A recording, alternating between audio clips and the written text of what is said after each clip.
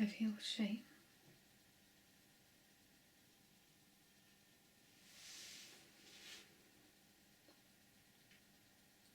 And why do you feel shame?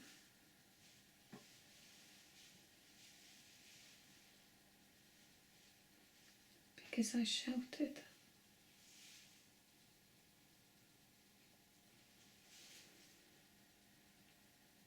And why did you shout it? Because I was feeling angry.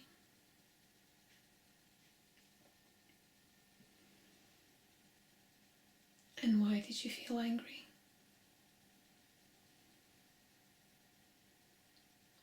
Because I asked him to stop talking and he didn't, he just carried on.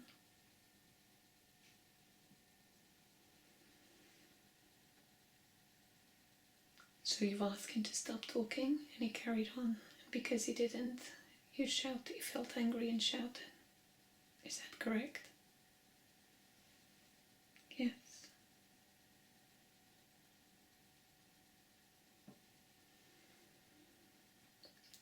And why did you feel angry?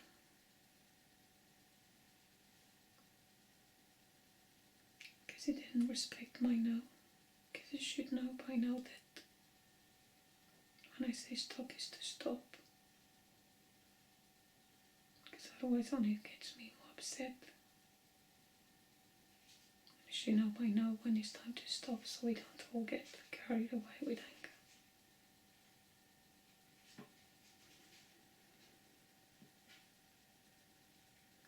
So you want him to stop when you say stop. Yes.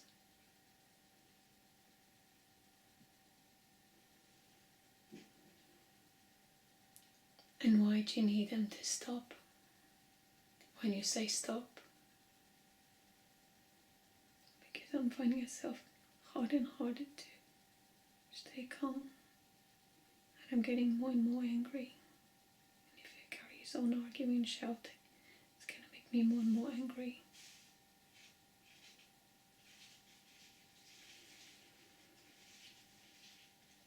So when you ask to stop, you are trying to get the person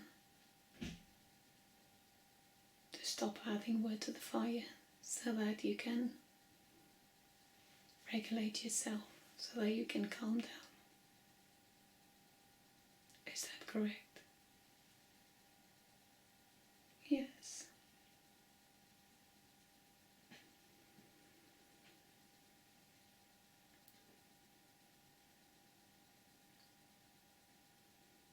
That's fair enough. And why do you need the other person to stop? Because if the other person carries on with their voice raised and arguing, I get more and more triggered, and more worried, and more scared. And I need to make sure that I am safe. I need to make sure that I'm safe if the other person is in control.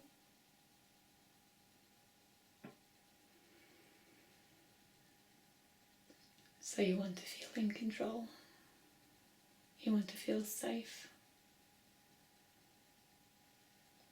Yes.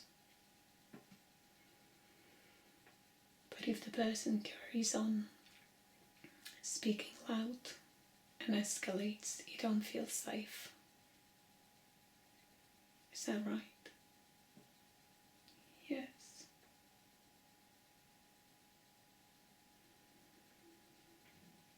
What are you scared of?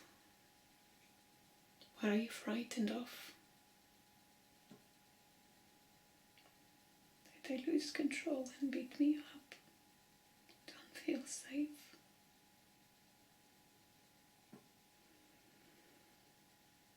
Is this person safe to be around? Physically safe? Yes. That's good then. Is this situation reminding you of a time in the past where you did not feel safe if voices were raised and conflict erupted? Yes, that's a possibility. Yes, that's probably very true.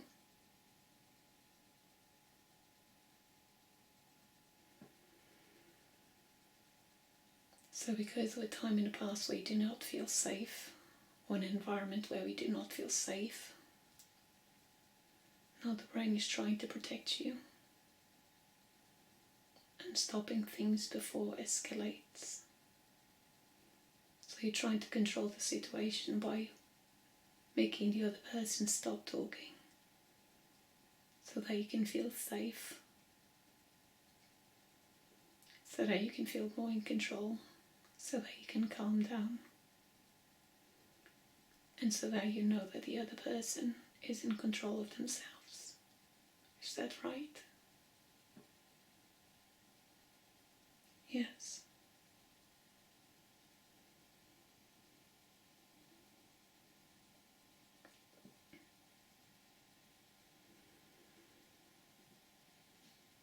And why do you feel ashamed or shame? Because I shouted. And I shouldn't shout because I'm a woman. And also, people that manage their stuff, they don't shout.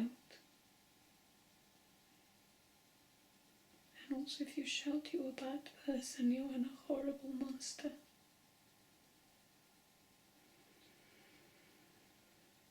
Those are very strong negative labels.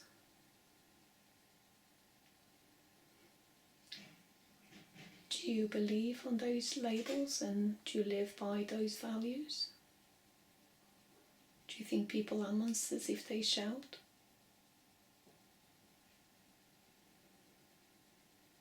Well, if I am feeling weak, and then I can think so. If I'm feeling rational, I can think they just have a moment of imbalance, where they're dysregulated, or they're not managing their stuff.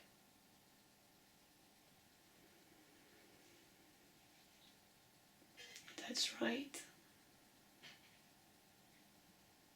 Sometimes people are unable to manage their emotions in the moment,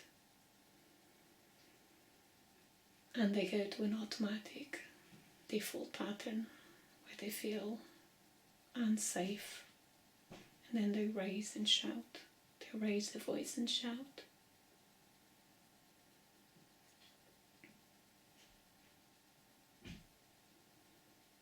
Do you label yourself as the whole person? Sometimes.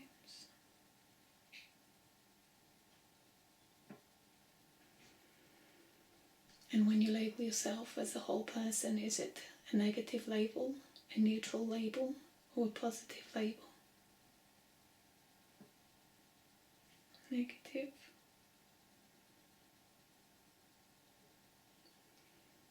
And what sort of label do you use? I'm horrible.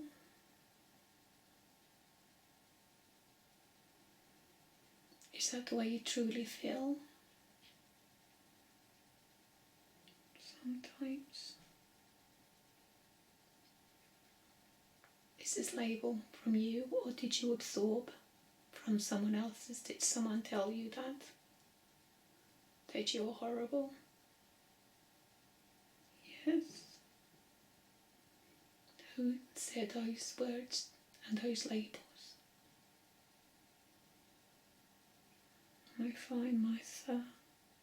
So, I see. Do you wish to label yourself as a whole person, or just label your behaviour?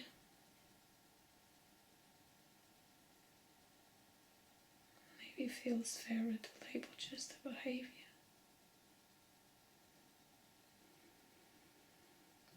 That's right. When we label the behaviour as good or bad, then we can do something about it. Helpful, unhelpful, healthy, unhealthy. Then we can address it.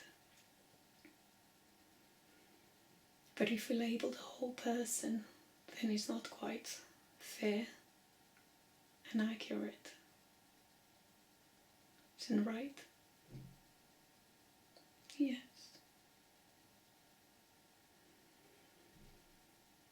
And why do you feel? What else? Is there another reasons why you feel shame? Because I think that the neighbor's gonna see me, is gonna judge and criticize, and then they'll tell other people, and that makes me feel sad because it's not fair, and I'm not like this all the time.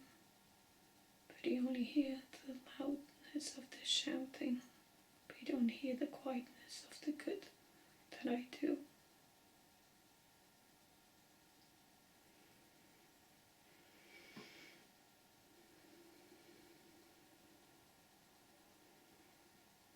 I understand you fear that other people hear and will negatively judge and label you, and possibly criticize. And you feel that is unfair.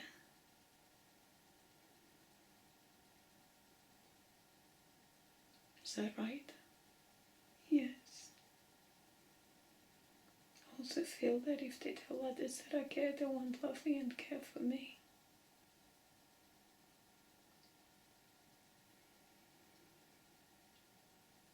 So you feel that if others know that you raise your voice, they won't like you and love you and accept you. And why is that? Because then I'm not perfect.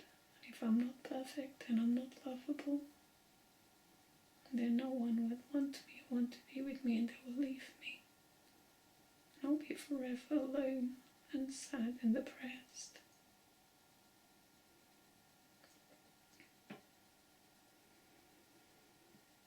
Those are very terrible predictions.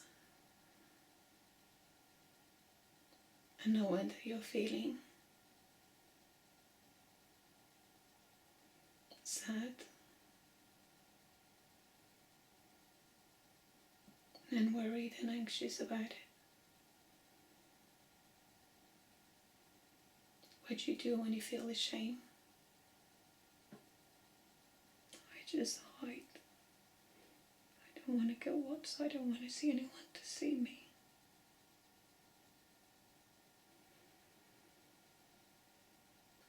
Yes, when we feel ashamed, then we tend to hide so that others can't judge, criticize, mock, because we are feeling vulnerable. But is that helpful? Temporarily, yes. But then, if something else happens and I shout again, then it can be a long time before I leave the house.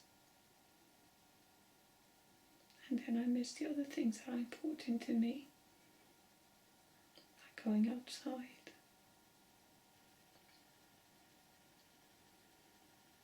So short term or momentarily hiding might make you feel better, but then if something else happens, you can end up hiding for longer than you wanted or needed, and that can interfere with other things that you like doing outside.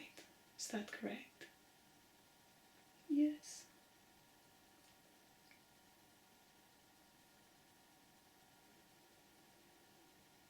What sort of things can you do to help you feel better in the moment? If I'm feeling angry, then if I remove myself from the situation so that I can calm myself down, well then, removing ourselves from the situation when we're feeling angry is the best solution until we feel calmer and able to address the situation in a calm, rational manner. else you do.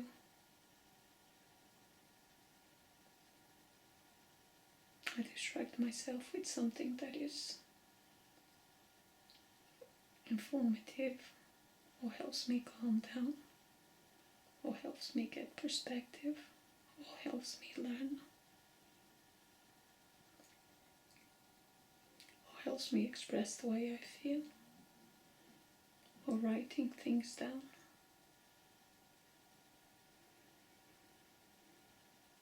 Those are very good strategies. And you seem to have several strategies at hand. From writing your feelings and your thoughts. From finding something that suits and empowers and expresses the way you feel. From learning how to manage. Those are helpful solutions. Well done, you. Is there anything else you do to help you? I take deep breathings, or I smell some essential oils.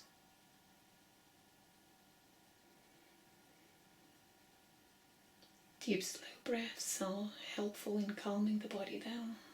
Well done, you. The essential oils also helps us become more grounded. So those are very helpful strategies.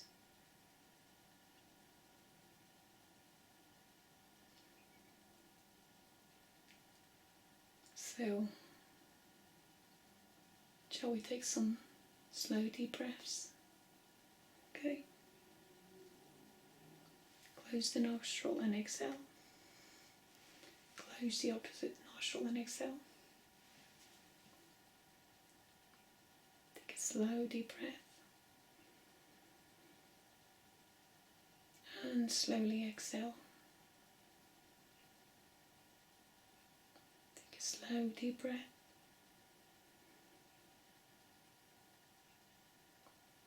And slowly exhale.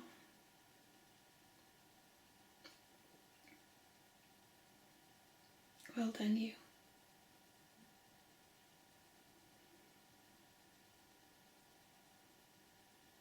What is that you wish to be able to do, or to do with ease? Not care about what others think, and knowing that I am doing my best.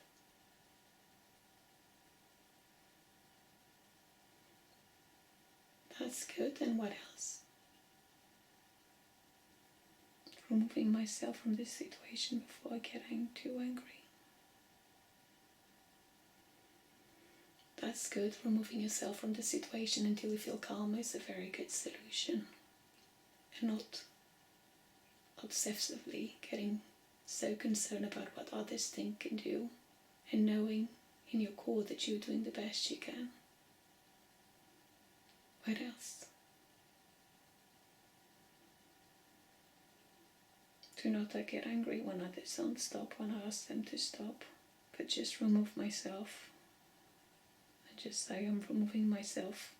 And if they have the second word after that, say please stop. Not to get angry. Yes, things that are outside of our control can cause a lot of angry thoughts and angry behaviors if we try to control them. So it's best to focus on the areas that we can control. Ourselves, breathe in. Our thoughts, breathe out. And our actions, breathe in. Breathe out.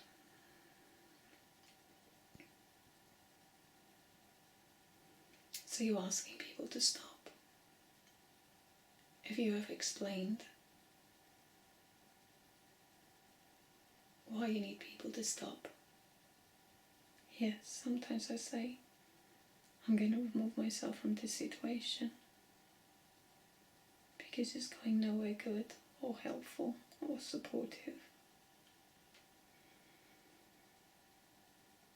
That is very good, and it takes a lot of awareness to know when a conversation is going nowhere good, healthy or productive, and excusing yourself from the situation is a good way of handling in the moment.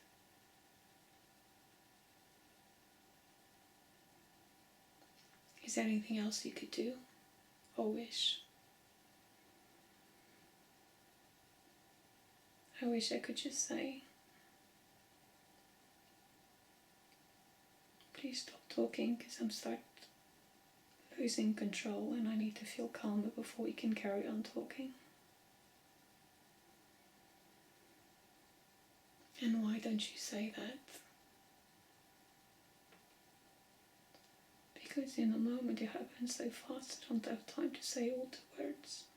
And if I shut them all out, then it looks like I'm the one that is weak. I'm not managing instead of the other person. So I'm trying to detract from myself and put the blame on the other person. Because if anyone hears, they can hear what they're doing wrong rather than me struggling with it. And why do you need others to hear that the other person is on the wrong and you are on the right? And why do you need others to hear that the other person is not managing instead of you?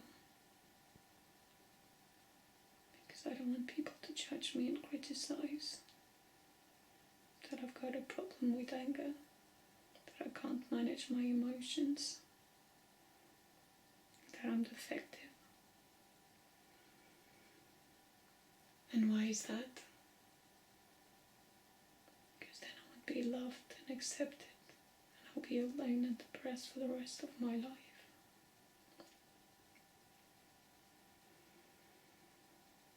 Are you always angry? No, only sometimes.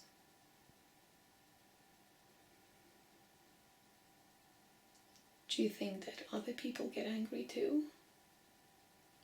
Yes. Do you sometimes manage your anger effectively and healthily and productively? Yes, many, many times. Well then, so there are some wins and successes. Do you feel that you are getting better or worse at managing your anger? Better, unless I'm too vulnerable with lack of sleep.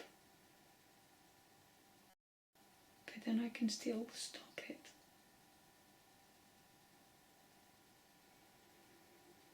Do you lash out physically? No. Do you well then, do you destroy things and objects? No. Do you push or assault the other person? No.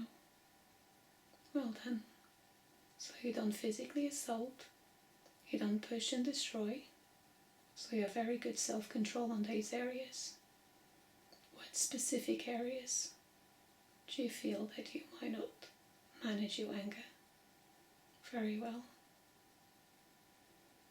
I just argue loud and raise my voice and shout. Whatever I have to say, I say it loud. So the area of anger that you struggle is to keeping your voice calm and quiet, is that correct? Yes. Is there any other area of anger that you struggle? Sometimes I might want revenge, but it's a very small thing and it's very rare.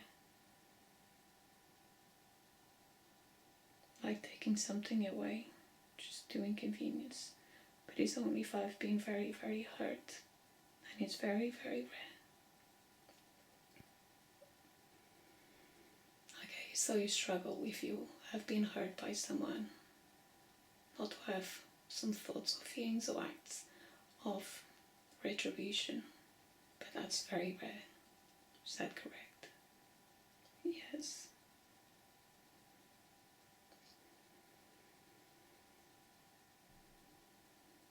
What do you think would be a very realistic? Do you think your goals of wanting to be calm at all times, is that what you're going for? Yes. Do you think it's natural to get angry? Yes. Do you think that other people get angry too? Yes.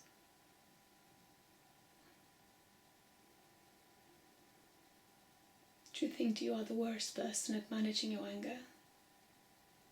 No, not at all.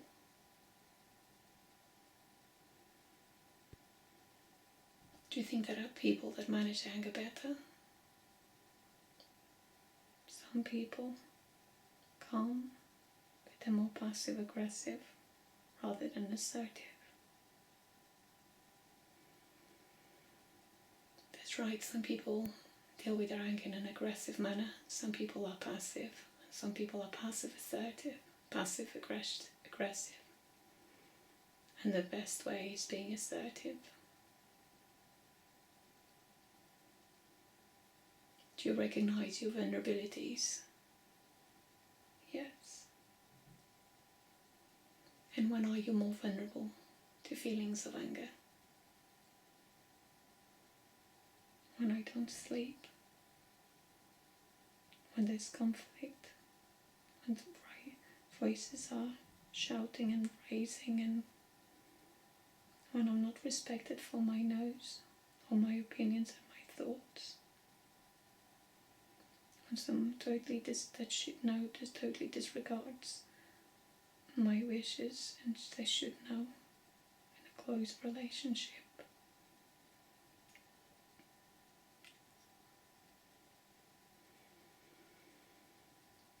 Close relationships are areas where we have higher expectations, so it's natural to feel more intense emotions. Let's take another slow deep breath. Breathe in. Breathe out. Now that you recognize some areas that you are more vulnerable, some areas that you are succeeding, and some areas that you wish things were slightly different, and some of your wins and some of your good coping skills that you have, do you feel that you are as bad as you thought to start with? No. I think I'm doing better than I give myself credit sometimes. Well done, you.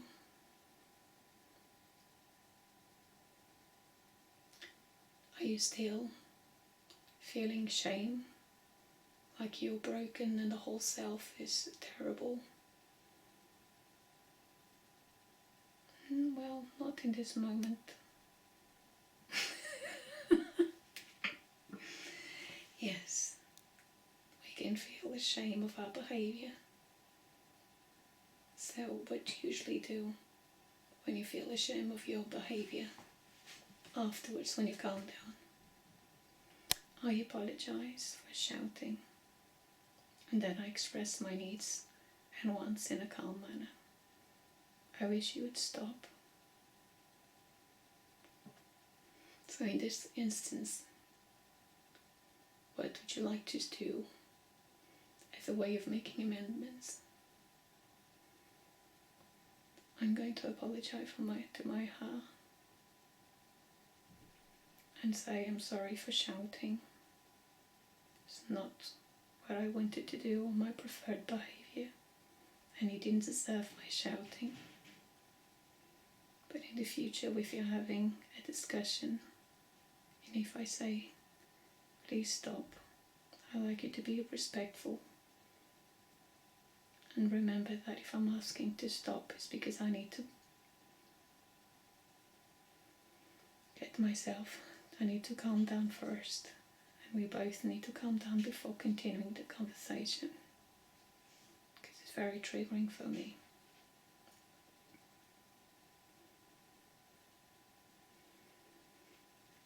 Well then, expressing, apologizing for the behavior that is incorrect or unhealthy or wrong, and asking for the needs and preferences. It's one way of solving problems in the future, now and in the future. And what are you going to do if the person in the future refuses?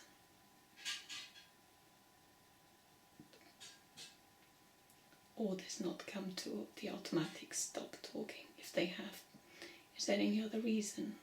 If the person continues to talk, what does that mean about you and the relationship? If they carry on, it makes me feel that they're not respectful of me.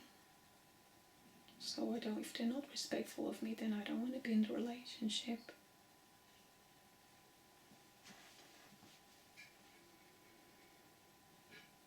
It is good that you want to be in a relationship that is respectful of your needs and wishes and preferences. It's a way of respecting yourself, respecting the other person, and respecting the relationship. Well done for wanting those preferences which are healthier. Is there any other reasons why the person might carry on in a moment? Carry on talking after you say stop. Maybe they have too much momentum.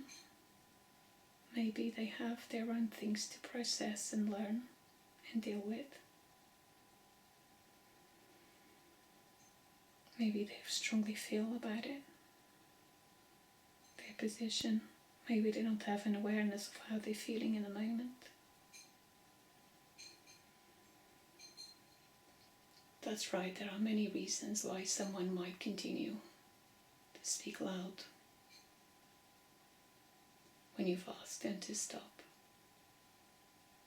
They might even feel defensive, and that's why they continue to speak loud. But while our preferences are for the other person to come on board, if the other person is unable to come on board for different reasons, it is up to us to own the responsibility to remove ourselves, finding a way of not responding back. Because the other person is responsible for the other person, and we are responsible for our thoughts, feelings, behaviors.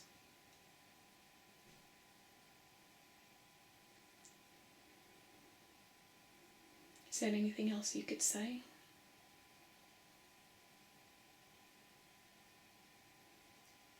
I guess I could say, I feel like shouting, but instead I'm going to speak quietly. I feel like arguing, but instead I'm going to withdraw myself from this argument.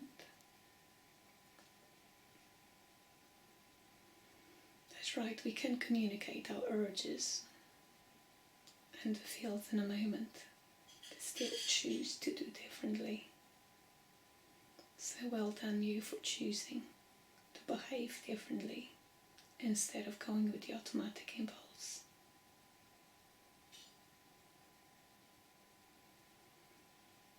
Now, do you feel safe in this relationship with this person? Physically, yes. Emotionally, I don't know at times. Okay. So it's good that you feel safe physically, and emotionally there are ways that you can work on it and find solutions to increase the emotional safety. Yes, I guess so.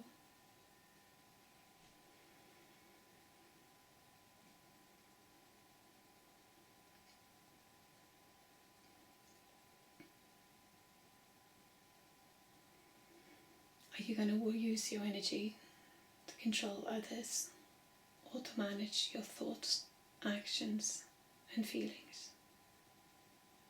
To manage myself. Do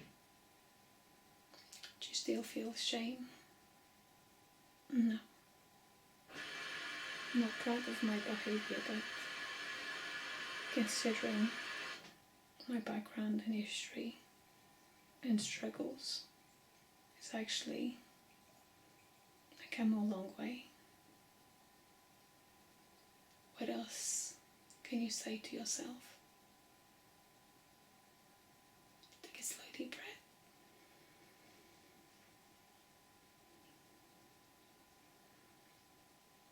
Bring your shoulders up, back and down. I am good enough. I am lovable enough.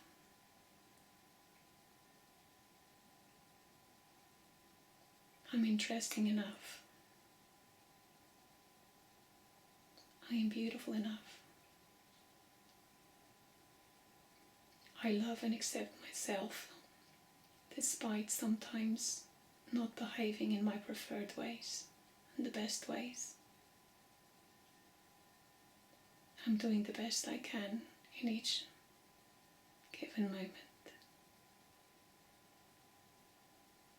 I'm a human, and like other human beings, we all get it wrong at times. But I am committed to doing the best I can and continue to learn and practice and notice my achievements and capabilities and be compassionate with myself when I fell short of my preferences.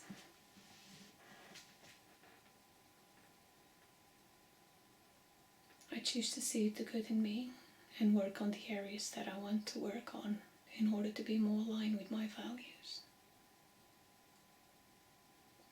I love myself and accept myself despite my behaviors. I'm more than one behavior, good or bad. I'm a whole person. Qualities and areas that needs learning and improving. Some weakness and strength, some light and darkness. I am a whole person. And I choose to remove myself off the hook from unrealistic expectations. And I choose to remove others off the hook from unrealistic expectations. And accept things as they are in the moment.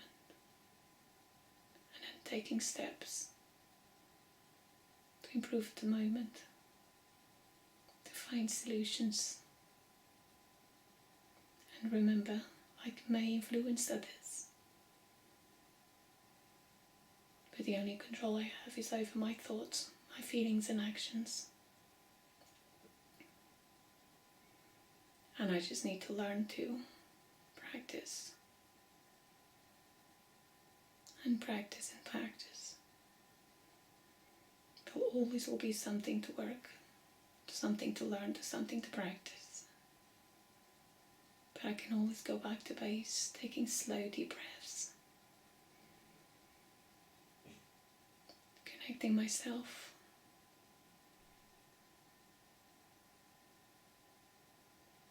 Well then you. Yay! Okay, now see if you've gone back to a behaviour that you're not proud of and you're feeling ashamed. Just remember, you can work through that shame and you can move from labelling the whole person to the behaviour itself, and then take steps so that you can address it in terms of solving, in terms of preventing in the future. So don't beat yourself up, because that's wasted energy. Goes nowhere. Use the energy to find ways to understand, to be compassionate, to solve. Love from my heart. Big hug. I hope you find that this helpful. Yeah, self-soothing. Self-soothing. That's something that we have to do, because we have to live with ourselves. Self-soothing. Take a moment to self-soothe yourself, because you